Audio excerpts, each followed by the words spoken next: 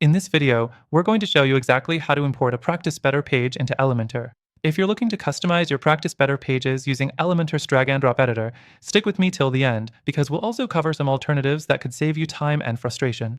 Let's dive right into it. The first thing you need to know is that Practice Better doesn't offer a native integration with Elementor. That means if you're trying to directly import a Practice Better page into Elementor, you'll have to get a little creative. Next thing, you'll want to start by creating a new page in Elementor. Go to your WordPress dashboard, click on Pages, then Add New. This is where we'll be building out the layout. Once you're in Elementor, head over to the Practice Better page you want to import.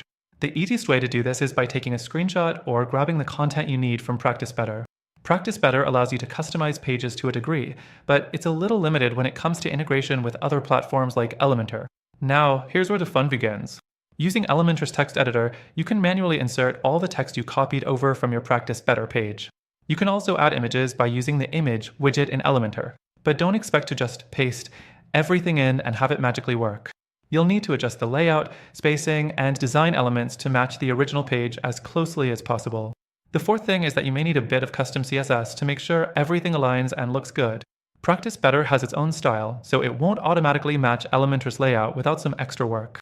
I'd recommend checking out some basic CSS tutorials if you're not familiar with it. There are plenty online. Next thing, let's talk about saving time. While Elementor is great for customizing content, if you're using Practice Better for something more complex, like scheduling or client management, you're better off using a system that integrates natively with WordPress. Some of these tools are designed to work directly with Elementor and can save you a lot of headaches. Which brings me to alternatives. If you're really focused on making the most out of your website and improving the user experience, I'd recommend looking at tools that are built with Elementor in mind.